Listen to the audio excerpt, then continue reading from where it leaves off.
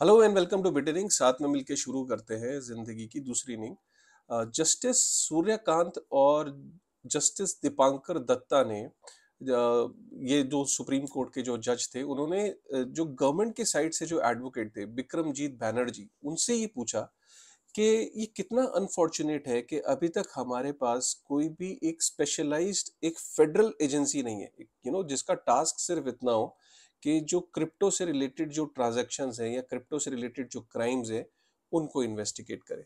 तो ये बहुत इंपॉर्टेंट डेवलपमेंट है।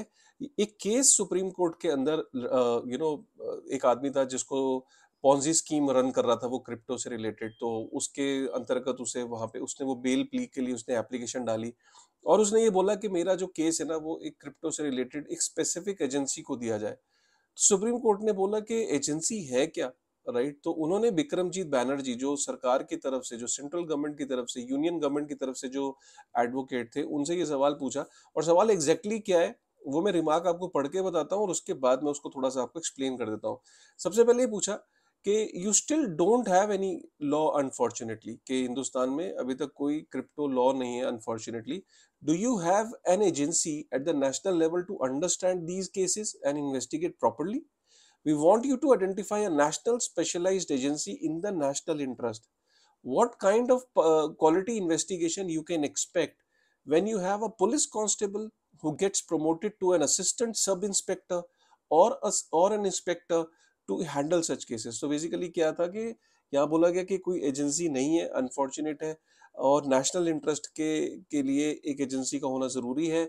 और आप किस तरह की एक्सपेक्टेशन रखते हो एक कांस्टेबल से जो जो कि प्रमोट होके सब इंस्पेक्टर हो जाता है या इंस्पेक्टर हो जाता है, तो उस केस में वो इन केसेस को कैसे हैंडल करता है, राइट?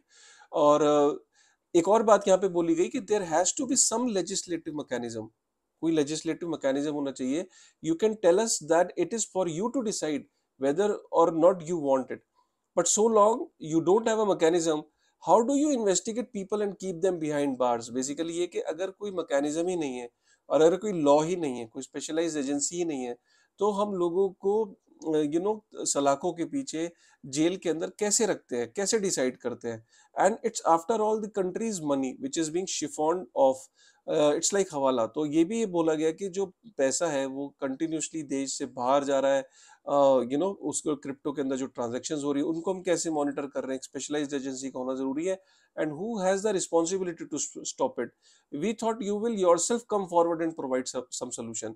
तो सुप्रीम कोर्ट का कहना है कि हमने ये सोचा था कि ये रिस्पॉन्सिबिलिटी पहली बात ये किसकी है, और हमने ये सोचा था कि you will yourself come forward and provide us a solution. So basically supreme court के रवैये से, उनके इस रिमार्क से, उनकी इंटेंशन से ये लगता है कि वो नाराज थे। सुप्रीम कोर्ट के जजेस जो थे उनको ये लगता है कि एक एजेंसी अभी तक होनी चाहिए थी जो क्रिप्टो से रिलेटेड जो ट्रांजैक्शंस हैं, जो क्राइम्स हैं, उनको मॉनिटर करे, ताकि जो लोग इसमें जिनके साथ गलत होता है उनको इंसाफ मिल सके और जिन्होंने गलत किया है उनको सजा मिल सके। इसको डिसाइड करने के लिए एक स्पेसिफिक स्पेशलाइज्ड एजेंसी का होना जरूरी है। ये बहुत इंपॉर्टेंट अपडेट था, एक बहुत इंपॉर्टेंट केस था जो सुप्रीम कोर्ट के अंदर डिस्कस हुआ।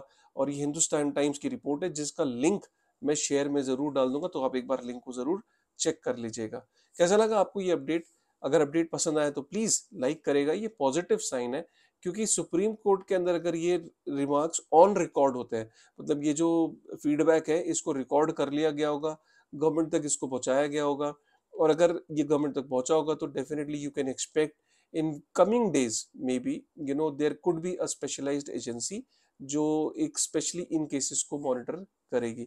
दो इंडिया के अंदर ऐसा नहीं है, फाइनेंशियल इंटेलिजेंस यूनिट है, एफआईयू है, और भी डिपार्टमेंट्स है जो फाइनेंस से रिलेटेड क्राइम्स को ऑलरेडी मॉनिटर करते हैं। ऐसा नहीं कि हमारे यहाँ कोई एजेंसी है नहीं, but crypto specific agency supreme court की एक्सपेक्टेशन है, जो कि उन्होंने अपने इस पर्टिकुलर केस के अंदर जो यूनियन गवर्नमेंट की तरफ से जो एडवोकेट थे उनको बता दिया और अपनी इंटेंट जाहिर कर दी, राइट?